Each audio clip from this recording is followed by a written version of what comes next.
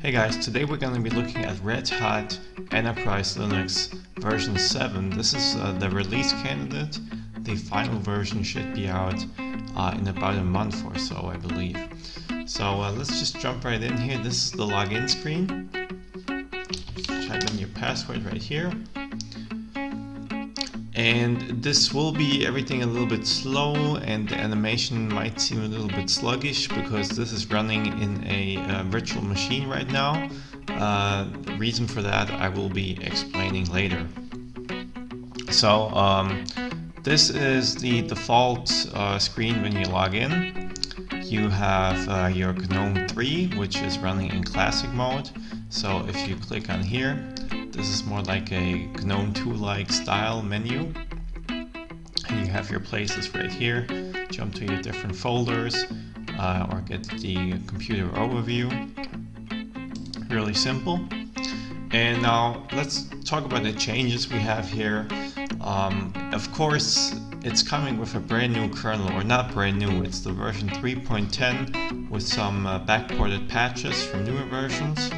And this is a major upgrade from anybody that's coming from Red Hat Enterprise Linux version 6, which had a terrible old kernel, at least for desktop usage. So you got a fresh kernel, and this whole thing will be maintained for 10 years. So no worries on that, I guess.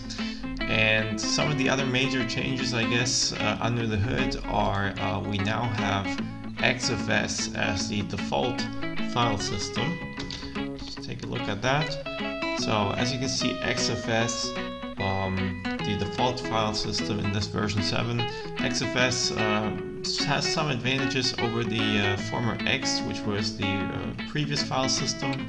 It tends to be faster when working with large files or a large amount of files, and it has a larger maximum capacity of storage that it can handle in general.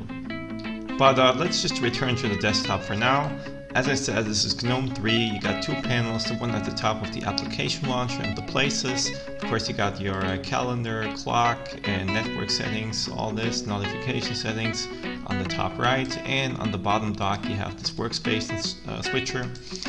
And default applications, Firefox as the web browser, LibreOffice as the Office suite.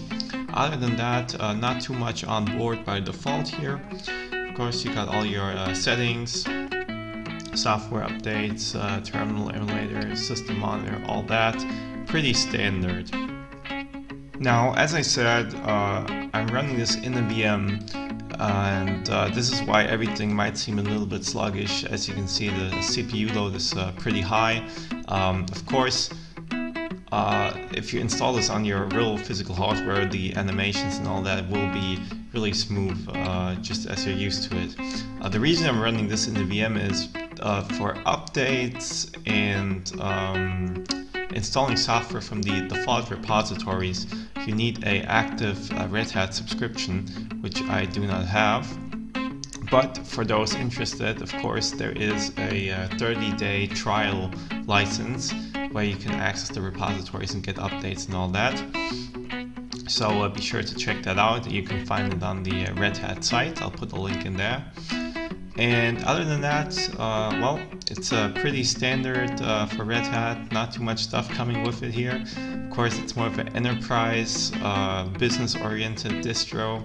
I guess not many people are using this as their home desktop distro.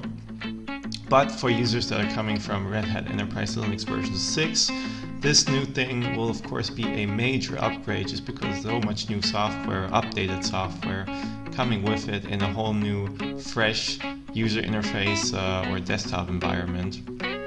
So yeah, be sure to check out my other videos. Feel free to subscribe for more Linux and open source free software content.